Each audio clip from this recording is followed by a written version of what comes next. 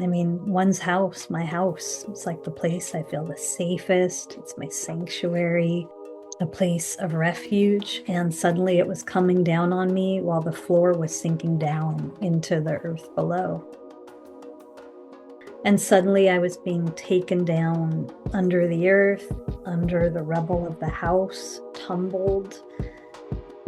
I put out the prayer, like, please, either kill me or save me, but please do not bury me alive. Welcome to Voices of Esalen. I'm Sam Stern. Today I'm honored to speak with Deborah Eden Tull, a leading Buddhist and EcoDharma teacher whose wisdom has touched countless lives. Recently, Eden and her husband, Mark, faced a life-altering tragedy when Hurricane Helene swept through western North Carolina, destroying their homes as well as all of their belongings, and very nearly claiming their lives. Eden has long been a powerful voice, urging humanity to face the climate crisis with some clarity and courage.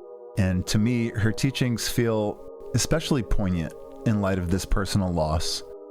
In this conversation, we explore her reflections on resilience, interconnection, and how we can meet these challenging times with open hearts. In the show notes for this episode, I link to a gripping 10-minute video that Eden created in the wake of the destruction, which I encourage you to watch just to get a sense of the depth of the loss. I'll also be linking to a GoFund Me to help support Eden and Mark, who have lost nearly everything. Here's my conversation with Deborah Eden Tull. Grateful to be here with you, Sam. We've had a couple of really rich conversations in the past, and I'm curious where we'll go today. My hope today is that we can focus on the environmental tragedy that has befallen you and lots of people in Western North Carolina. Would you please bring us into the events and the occurrences and ground us in the time that this occurred? Sure. So you're referencing Hurricane Helene as it caused devastation across 5 states. And my husband, Mark, and I had been living for the past 7 years in the mountains of Western North Carolina. Interesting, one of the reasons we moved there, just something that made it even more on our list, was that it's considered really pretty climate safe, given no place is safe, but the mountains have always offered a protection there from such storms. And before I go into the specifics of what happened, I'll share that even elders we've talked to who are in their 80s and 90s have said, we've lived here forever and we've always been able to trust that these mountains are protected. And what happened to us and to so many people is devastating and in the category of the unfathomable. And yet, all of us alive in this age of climate change, we're seeing more and more of these unfathomable storms. So I'm hoping that from this conversation, there's inspiration for people, there's more insight and awareness into what is personal and community resiliency. What are some of the spiritual teachings from this kind of experience? So for us, it was September 27th. We had had a few days of steady rain. So we knew that the week was carrying a big storm, but no one had been told to evacuate. And no one had been told that this would be a more dangerous storm than other big storms we'd had. So we were doing all the things we normally do to prepare, and they're kind of laughable now, like buying extra candles. So we were ready for a couple days, perhaps without power, and we always have extra food on hand, things like that. And I actually wasn't even supposed to be home. I had just led a meditation retreat and was supposed to be at a Dharma teachers gathering on climate change. And I had planned a sabbatical month starting in October. And so circumstances aligned for me to get to fly home early and begin what I thought was a period of rest. So, Sam, after a few days of rain oversaturating the land, Friday morning, we felt something really different happen on our land than we had ever experienced. It felt like an island tropical warm weather storm coming in. It felt incredibly foreign and was very disorienting, and we still thought everything was okay. My husband was outside just checking out how to reinforce the creek, for instance. We have a really, really small creek on either side of the home, tiny. He began to watch the land become dilapidated in ways he had never seen before, erosion happening, and I'm talking really quickly. And so it was one of those situations where we started saying, uh-oh, what exactly is going down here? I was inside the house and he was outside when in a split second there was about the loudest sound we've ever heard. And my office was just wiped off from our house as quickly as possible by a huge flood with debris of trees, other people's shelters, rubble, rocks. We didn't know, but a little ways behind us, the mountain had basically started coming down. So that caused a huge flood. And suddenly I looked to the side, and it was like right now I'm sitting in a friend's office. It was like the room next to me just got washed away out of the blue. So the heart starts beating really fast. And he protected himself, came back inside, and we still thought the house is the safest place. The house is going to be okay as we watched more water than we had ever seen before fill our land on either side. My husband's a flower essence therapist, so he has decades of collections of medicines he's made. And our next step was to go to his office and, as quickly as we could and mindfully, begin to bring those to safety, which again we thought was still the house. And we figured his office would get taken next. So it was a really scary experience. But what happened next was even more unexpected. Out of the blue, a huge tree came and crashed through the living room and sliced the propane tank. So all we could smell from then on out was propane. And we realized that we were in a life or death situation and needed to escape. And Sam, just to pause, when people talk about making emergency exit plans, and the thing is, you never know what's going to happen in what direction. So even escaping sounded pretty terrifying at that time. Is it even safe outside? But we, as carefully as we could, like put our shoes on. I remember saying, like, make sure to drink water, drink water. Is there anything that we could grab that makes sense to as we begin to get out? And unfortunately, right before we were exiting, he was closer to the front door, which is a glass sliding door, and I was about 10 feet behind. Out of the blue, the house starts coming down. And so my husband managed to dive through the broken pane glass without cutting himself and just do what he could do as everything becomes sort of slowed down in this kind of micro moment by moment experience. And as if being in a horror film that you didn't expect to be in that day.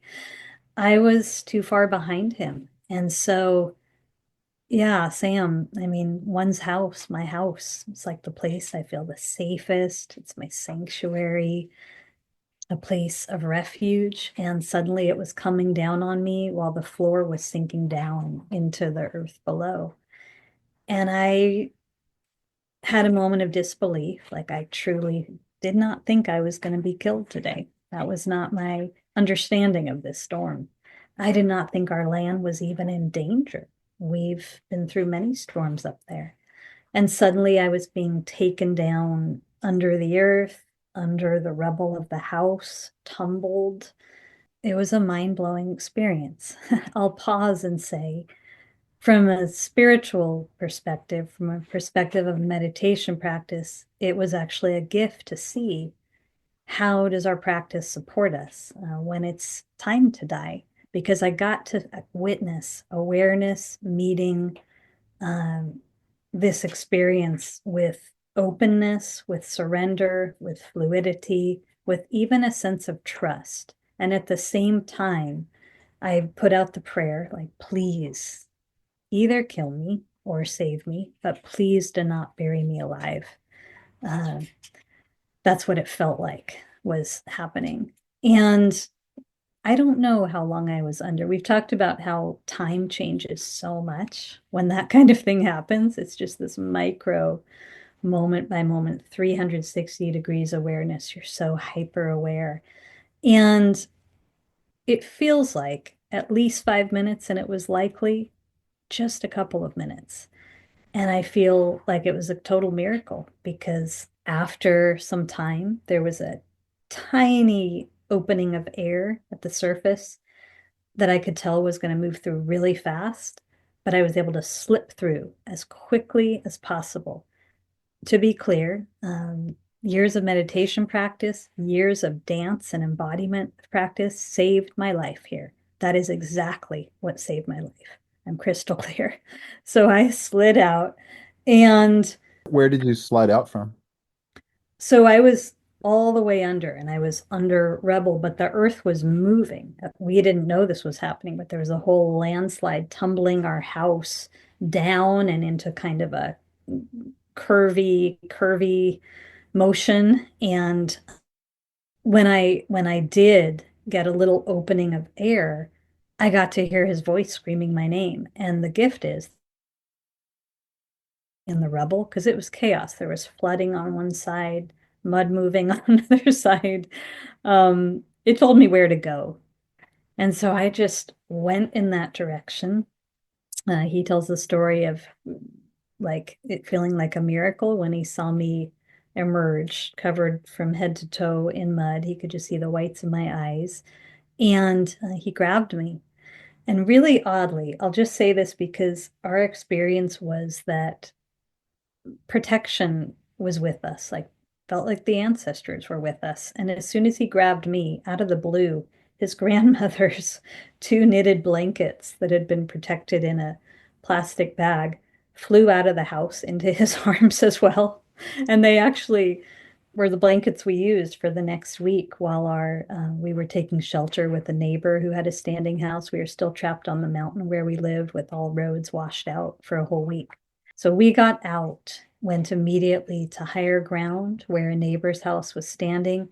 And from that moment on, our entire community entered emergency mode and resilience mode, care mode. I was slightly injured. I am so lucky. I found out a week later when I got x-rayed that no broken bones, but I had some injuries. I looked like I had lost a really bad boxing match for a few weeks to come. But I had to just sort of rest after that and went into a period of honestly just prayer and chanting and song. And that is what made sense after nearly dying and watching everything we own get washed away. And my husband and neighbors went up the hill to find out who else needed help.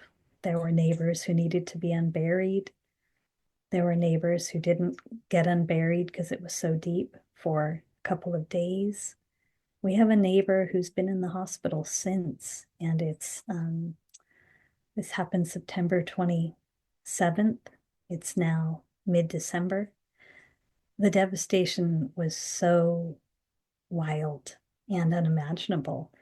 And the last thing I'll say before taking a pause on the actual story of what happened is that it was also something I would describe as an awakening and a religious experience.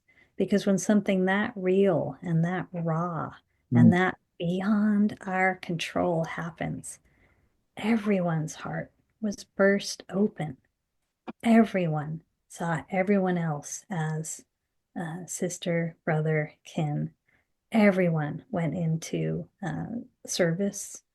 And that spirit has really remained with the communities we're in touch with there. So it was an experience like anything that carries light and dark. It's changed our lives. We've lost everything. And it's changed the lives of our community. And it's also reminded people who were there about what matters most and what matters not at all.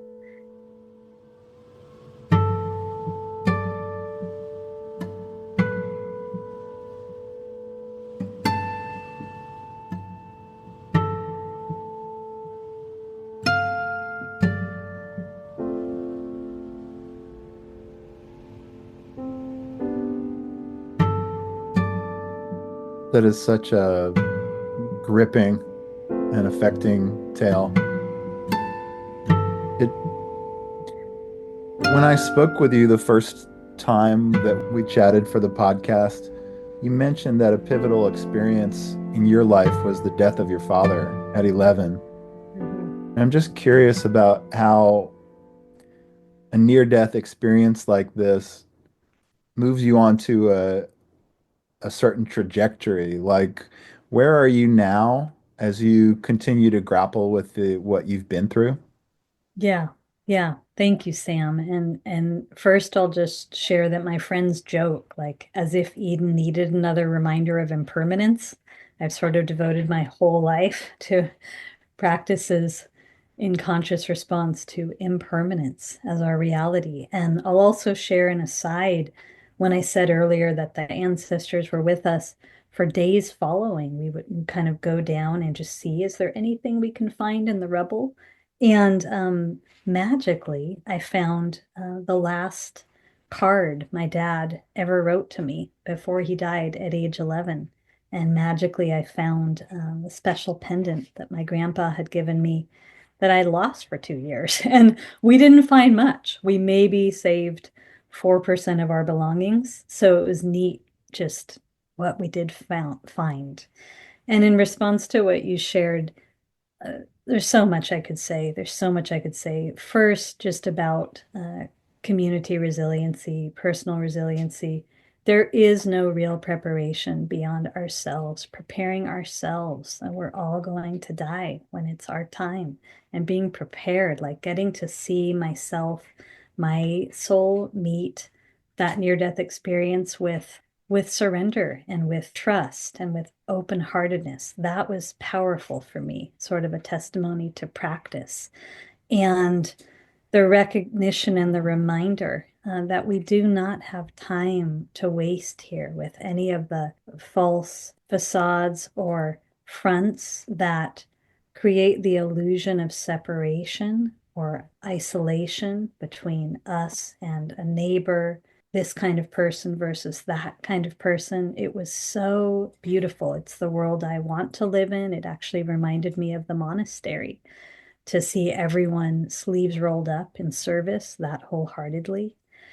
And for me personally, there is a way in which I feel blessed at the age of 51 to get such a potent reminder, but get to live through it of impermanence and to look even more deeply at how I want my energy, my life force to go and what it is to be used for in my time here. So it's been like a very, very vibrantly alive time in the aftermath. There's been plenty of just grief and sadness, like we miss our home, like we had an intimate relationship with that land, with the plants and the animals and beings there, our neighbors, like we miss it. And I'm also aware this is an incredible opportunity to be reminded and to reassess. That makes sense?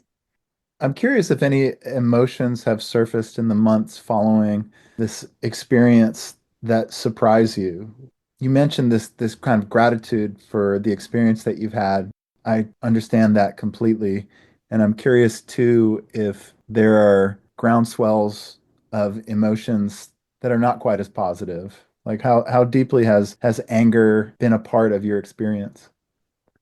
Thank you, Sam. A couple of things I'll say. I like the word groundswells that you just use because that really beautifully describes, going along and then just emotions that we don't expect arising, moving through us and needing to be heard and felt. And one I would speak to is just like having a lived experience of displacement and some of the disorientation of displacement. So we've been living out of bags. We've been, until recently, in a different place every single week where friends and loved ones have offered shelter. I've still continued to do some teaching during this time, but I've been aware of how ungrounded, right, it is. When I talk about displacement, I felt a solidarity with how there is an acceleration of displacement on planet Earth right now. everything from homelessness to more climate refugees to war refugees to children displaced by the system, people incarcerated, just feeling even more connectedness and aware of how disorienting that is. And I think even collectively, I think there's a collective sort of disorientation as a lot of the systems we've relied upon falter and shift of displacement. So that's one emotion I would name. Anger, well, when I found out a few weeks ago that insurance is not going to cover 1 ounce of our loss, even though we lost everything, yeah, I certainly felt anger about that, especially because I know it impacts not just us, but so many people. What was the rationale behind insurance not covering the loss of your home? Well, first, I'll share that we waited patiently to hear from them, and I was just kind of assuming. Apologies for my naivete that there would be some response. And we heard from them the very last day that they're able to get in touch with us. And we heard from them through a letter that they mailed to our house, which no longer exists. So a neighbor got this letter for us. And the rationale had to do with we don't cover the ground underneath your house. And that ground moved. And that was the biggest cause of everything, even though there was also trees that fell just due to wind and rain. Flooding, of course, is considered an act of God. So we all know that's not covered. But the layers of justification for why nothing could be covered is shocking. It is my understanding that FEMA is really showing up for some people. For us, it's been a bureaucratic, which means really, really slow and sometimes headachy, pain in the ass journey. The most they would give would be $42,000 for something like that. But it reminds me, Sam, painfully of the degree to which not only have we not created infrastructure for the acceleration of these kinds of storms, which we've known about, we've known would be coming for a long time. I've been a student of climate change since I was a teenager, but also that we have not evolved our insurance policies. And in fact, we all know more and more people personally now, even in California, who are getting insurance taken away from them. We're in Ojai right now. And the day we arrived here a couple weeks ago, we had the realization that it was exactly 7 years to the day that we left Ojai. This is where we used to live. And we left from premonition dreams that there was going to be a fire coming through. And 2 weeks after we got in the car to drive, the Thomas fires came through. So there's just an awareness that this is the age we're living in. A lot of the lands and places we've loved for a long time are in more fragile or vulnerable states now. This is also an age when anything can happen at any time. It's always the truth of being human, but it's more evident now. And so, like from a spiritual perspective, how does that shift how we choose to show up? And can that be an ally, a support for us remembering to show up fully while we're here and to drop the stuff that has been, I might just say, distracting humanity for a long time? What comes up for you when I say that? You already seem that you live kind of a purpose-directed life and you're out teaching Dharma. I mean, I can't imagine too many paths that are more on track with a life that's driven by a search for meaning. But how are you thinking about the ways that you'll be living across the near future? Yeah, thank you. So first, just immediately, we're aware that this is a time for us to be moving through liminality, to really rest in not knowing, not to try to grab onto control of the situation, or we got to get settled fast, or we're really, really lucky and blessed by having a global community of people who support us. When we were still trapped on the mountain, and couldn't communicate with anyone, a neighbor happened to, through satellite on her phone, get one message out to my mom sharing what happened and that we are okay. We were hanging out in the house of a neighbor I would describe as MacGyver. who had like a working backup generator and tools that were really useful for us. But getting that message, my mom shared that with our community, and my Zen teacher started a GoFundMe for us immediately. So as soon as we got out, there was already funds for us. There were already people who were sending prayers and saying, hey, come stay here if you need to, and who had our back. Not everyone has that. There's so many people in the region who grew up there. They have never even left, and they don't have an interest in leaving or any resources outside. So we recognize how unique our situation is. We right now, I would say first this fall, we had a lot of business to take care of. We had to go back to North Carolina and just be available to deal with things regarding our land there. And there's still plenty more to do. It's going to take months and years in that region for them to do what they have to. This is the first time we're parked somewhere for 3 weeks, which feels amazing and grounding. And it's a place that's familiar to us. And we're incredibly blessed that after I lead Christmas retreat at Esalen and then New Year's retreat in Big Bear, we get to go somewhere beautiful that we love for 2 months. Beyond that, Sam, we don't know. We're sitting with just all that has to be digested and integrated, felt. It's also a time of big change in our world and our country. As you and I know well, we need to sit with what's emerging. And we have a few ideas of where we might want to resettle. We've got friends in good places, but we don't even know what our resources are yet. As I said, we don't know if we will get anything from insurance. So it's very unknown. And also, we both have enough of a practice to be able to hang out in the liminal for a while. It's also uncomfortable sometimes, like just anyone who's been on the road a long time, you're like, I'm about to teach online. Where's my socks? Like, you're just, it's just messy sometimes.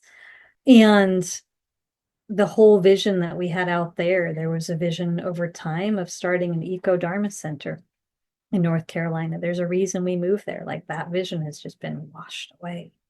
So it's a time of freshly reassessing. I feel particularly grateful that I didn't break any bones, but as a teacher, I feel a greater responsibility to listen deeply and really let some fresh teachings come through around resiliency in the age of climate change, also around what conscious response is. I would like to see everyone in my Sangha doing first aid training beyond what they've done. I think every single human should be trained.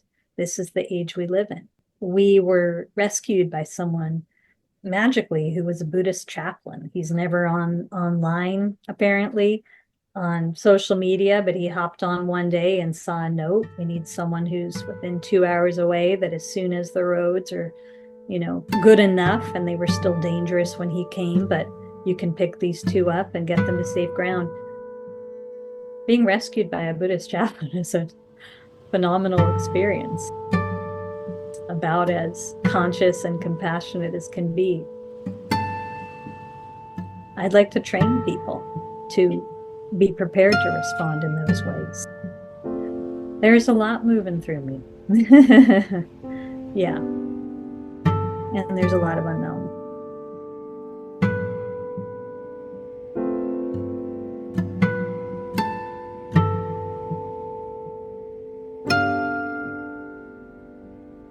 When you come to Esalen that week of Christmas, what do you think that you'll be moved to teach and to speak about? Well, the first thing that I'll say is I've learned that the most important thing that I have to offer, I think any teacher has to offer anyone, is presence. So I'll just be bringing my naked, vulnerable, as I am, presence. And they'll be getting me in the aftermath of this experience. And one thing that means is, like, it's raw for me right now. I don't even have clothes I used to teach in. It's not going to be a time I'm showing up any way other than how I am. And that's a gift to everyone as well. Yes. We're not trying to hurry ourselves back to life as it was, because there really is not that. And after each of these events, I always think of the Rumi poem, Don't Go Back to Sleep. Like, let's not try to get back to familiar ground. Let's be in the liminal together. One of the frames for this retreat around, we'll be doing conscious intention setting for the year ahead, and we'll be working with my last book, Luminous Darkness. Darkness is so much about liminality, about how we can meet the unknown and not knowing with more respect and reverence than fear, how we can ride with change more rather than resist it, and also how we can open more intimately to the field of darkness as all possibility. So I'm excited. I need to do some reimagining now. I'm excited to go into that luminous darkness space to really see what visions arise. And Sam, as I say that, I also feel some sadness. Like, I feel love and grief for all of us, that we are collectively in a period of so much change and so much that needs to be reimagined. But through that, there has to be a lot of letting go. And so it's like grief and joy I talk about as really going hand in hand for me, and they do in this time. These are not times for any of us, I believe, of comfort, unless we're leaning into like a spiritual bypass or avoidance of reality that's actually emerging. But there is an incredible opportunity Mm. in this times. And I'm really focused on, as is my husband, like how to stay well resourced, because we know went through a big loss. I don't necessarily want to spin you off into a political polemic, even though I know that you and I can go there and have enjoyed Um, going there with Mark in tow at Esalen. But I just can't help but think of all the people. The incoming administration has promised to start mass deportations from day one in January of 2025. And I just can't help but think that there's a parallel between the experience that you all have suffered and the experience that people will be having to go through if in fact this idea of mass deportation is instituted. I'm with you, Sam. None of us know what is about to happen and how it will go down, but goes back to what I talked about regarding displacement as a global phenomenon right now, and then perhaps as an outrageous national phenomenon that we're about to bear witness to. My heart sinks, my stomach gets tense just presencing that right now. I hope that people are resourcing themselves for whatever it is we are about to bear witness to, and holding in our hearts what is conscious response from the heart. And as we all know, we don't have a sense of how it will look, but yeah. And we could expand it out. I mean, displacement, again, the wars that are going on, all the other places where intense storms are happening, all the animals who have been displaced through desertification, through other climate events, like, it's big. So just that, alongside the lack of care and policies that support housing, and it turns upside down our understanding of what home is. Uh, and collectively, the importance of that basic human right. It's not just shelter. It's that you belong here. It's that you're supported here. It's that you too, there's room for you too here. It's a sense of being able to sink roots in, to really ground and become part of a place. It's being able to live in communication with the place. It's a relationship that goes back through human history as intricate to who we are, our home. I feel very shaken up and in curiosity by what's about to come. When you think about what has been most useful and fortifying and regenerative for you in terms of the ways that folks have interacted with you post this experience that you and Mark and the rest of the folks from Western North Carolina have gone through, can you share a bit of that? Because I'm sure there's lots of people who would love to be able to support you in the best way that they can. Sure. Thanks, Sam. The first thing I would say is it's been incredible to have community support our GoFundMe. That basic resource is pivotal to our lives. Neither of us are independently wealthy. My husband just lost a big part of his life's work. This really deeply supports. And if someone's not in the position to give, which we totally understand, sharing it with other communities, just word of mouth is really helpful. And so we have this 10-minute video that I took a few days after the event happened, simply because I couldn't imagine retelling the story to everyone I knew. And that video has been useful in giving people a visual and a real felt sense of what went down. That And video is gripping, I'll say. it's a powerful video. I Yeah. watched it and it was jaw-dropping. Yeah. Yeah. And also just holding us in your awareness. Like, Sam, it's been incredible. I've always known that I am well supported by community. A big part of my just incarnation here is about community, cultivating community, teaching relational mindfulness, but seeing some of the fruit from that, like how many people just reached out to let us know they care, and that if we needed a room or a bed to crash on or something. We recently had a community member sell us a used car for $1, which was extraordinary gift. That's amazing. So my husband said, I'll pay you double. And he gave him a $2 bill. But that kind of thing. And I'll also say there's a lot of nuance we've noticed. And knowing presence is really what helps people sense how to truly be of service in a crisis situation and in the aftermath of a difficult situation. So we've also seen and kind of chuckled with humor people who carried good intention, but just maybe through not being so present, had their own big idea about what could be helpful that isn't really if they were listening, or maybe brought a little of them too much of themselves into it. Or and I chuckle because that's a topic I'm always looking at, how humans can get in our own way of being authentic, of being of service. For the most part, it's just been extraordinary. And a lot of it has been about just feeling held, people getting in touch who I hadn't heard from in years, people letting us know that they've got our back in some form. Yeah. Thank you for that. You mentioned the GoFundMe, so we will include a link to the GoFundMe in this podcast description. But another way to access that would just be to do a search and search for GoFundMe Deborah Eden Tull. Thank you. Yeah. Yeah. Before we wrap this up, have you experienced any plant allies being useful in fortifying you in the aftermath here? Yeah, that's a great question. And thanks for asking. We've definitely benefited from the medicine of flower essences, a lot that work with calming the nervous system.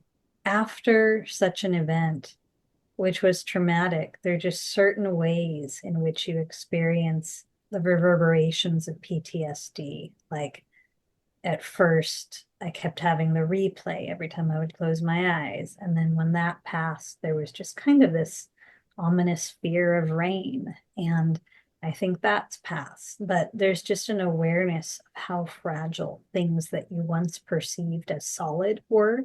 And just to pause and ride that for a minute. I used to live for many years off the grid. And even though we were up in the mountains and outside of sort of the municipality, we were still had electricity and home built of wood. We're very much leaning towards an earthen home again, and just designing in different ways. It will not, after seeing everyone's septic systems get washed into the river, have a conventional septic or things like that. Plants that have been soothing to the nervous system have been especially helpful. And I will say that even in the week that we were trapped on the mountain, and that was a whole journey in itself. It was a wild experience of survival. From time to time, hikers showing up who were relief groups from Alabama or Vermont or places we had no idea even knew we were struggling.